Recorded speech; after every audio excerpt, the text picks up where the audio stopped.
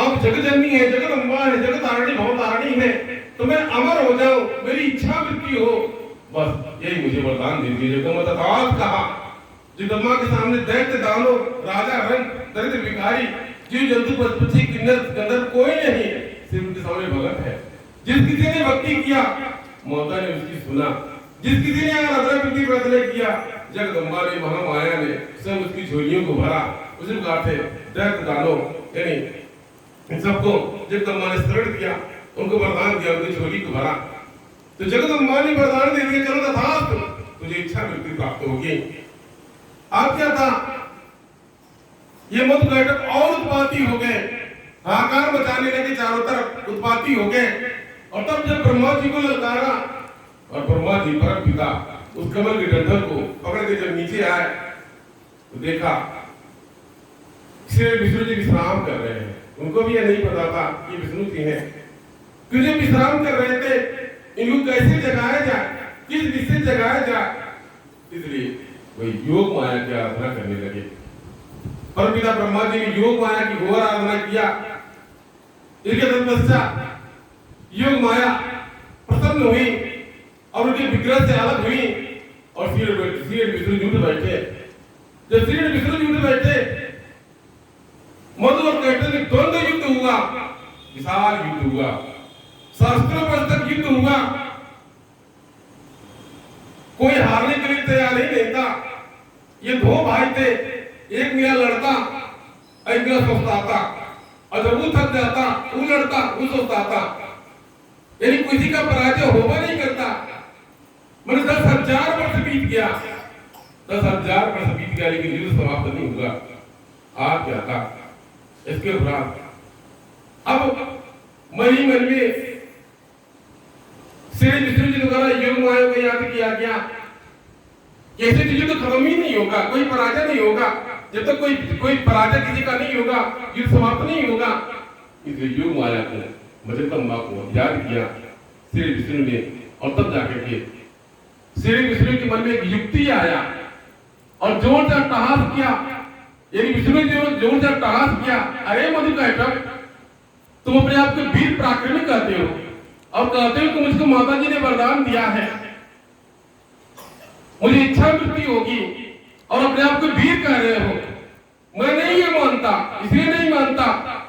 10,000 वर्ष हो गया, एक क्षण हम लड़ रहे हैं, न तुम हार रहे हो न हम हार रहे हो, कि तो हम अकेले युद्ध कर रहे हैं। श्री विष्णु जी ने कहा कि हम अकेले 10,000 वर्ष युद्ध कर रहे हैं और तुम दोनों भाई युद्ध कर रहे हो, यानी तुम दोनों भाई युद्ध कर रहे हो, हम अकेले युद्ध कर रहे हैं। जब एक मेरा थक जाता है, उस सुस्ताता है, दूसरा मुझसे लड़ता है। इसके बाद जब वो सुस्ता लेता है तो दूसरा आता है, यानी वो लड़ता है, अगला सुस्ताता है। यानी तुम दो भाई होकर के मुझे नहीं पराजित कर पाए, मुझे नहीं थका पाए, नहीं हरा पाए, और हम तुम अकेले युद्ध कर रहे हैं और अपने आप को तुम वीर कह रहे हो। कहा जाता अहंकार अभिमानी मानव को खा जाता है। आप क्या था, मधुकैटभ ने कहा, हाँ विष्णु, हम तुम्हारी वीरता पर प्रसन्न हैं, हम तुम्हारी वीरता पर प्रसन्न हैं, तुमसे कुछ मांग लो, वर मांगो। श्री विष्णु ने कहा, मुझे तुम देते हो, मुझे कोई वर की क्या आवश्यकता, मैं क्यों वर मांगू, मुझे किस बात की आवश्यकता है, मैं क्यों वर मांगू। उन्हें अहंकार में कहा, मधुकैटभ ने अहंकार बस कहा, अरे विष्णु, मुझसे वर मांगो, मैं तुम्हारी वीरता से प्रसन्न हूँ, तुम जो वर मांगोगे मैं तुझे प्रदान करूंगा। तब जाकर के श्री विष्णु ने कहा, अगर तुम इतने उतावले हो रहे हो, पहले मुझे वचन दो, मुझे वचन दो कि मैं जो तुझसे मांगूंगा तुम मुझे प्रदान करोगे। मैं कहा तथा ऐसा ही होगा। आप क्या था, श्री विष्णु जी ने कहा, चलो ये तुम मेरी वीरता से प्रसन्न हो, मैं तुमसे यही वर मांग रहा हूं कि तुम मेरे हाथों मारो जाओ। श्री विष्णु जी ने कहा, ये तुम मुझ पर प्रसन्न हो और वरदान देना चाहते हो, तो मेरा यही इच्छा है, मेरा यही वरदान है, मैं यही मांगता हूं कि तुम दोनों मेरे हाथों मारे जाओ। आप क्या थे, दोनों वचन पे रखे थे। सही श्री गाल कोई अमर नहीं हुआ, कोई अमर नहीं हुआ, केवल नाम अमर हुआ। अच्छा या कर्म, अच्छा या खराब, जिसने जो कर्म किया उसका नाम अमर हुआ। अब दोनों वचन बनते और तब जाकर के ये दोनों बड़े चतुर थे। इनको माता जी का वरदान भी मिला था, इच्छा वृत्ति का वरदान मिला था, किंतु बड़े चतुर थे। उन्होंने देखा मधुकैटभ में चारों तरफ जल ही जल है, थल कहीं हैया नहीं है। जब इन्होंने देखा कि चारों तरफ जल जल है और कहीं स्थान थल हैया नहीं है, तब उन्होंने कहा, हाँ विष्णु, मेरी मृत्यु, हम दोनों की मृत्यु तुम्हारे हाथ होगी, लेकिन मुझे वहीं मारो जहां पर यानी जल न, यानी जहां जहां थल हो, जहां जल न हो।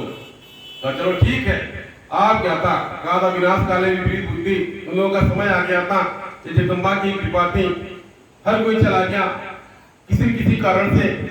अब श्री विष्णु ने अपने आप को विशाल रूप बनाया, विशाल रूप तैयार किया, विशाल रूप धारण किया, और विशाल रूप धारण करने के बाद विकराल रूप जब धारण किया और तब जाकर के अपने जंगियों को विशाल किया और मधुकैटभ तुम्हारा समय आ गया है, आओ अपने सर को रख दो और अपने वचन का पालन करो। मधुकैटभ वचनबद्ध थे। उन्होंने देखा सचमुच में जल नहीं है, लेकिन इनका जंगा है, इतना विशाल है, मैं धरती की तरह इनका विशाल जंगा है, ये नहीं, इन बार अपने सर को रख दिया और श्री विष्णु द्वारा वध कर दिया गया, धर्म की रक्षा हुई। तो कहने का तात्पर्य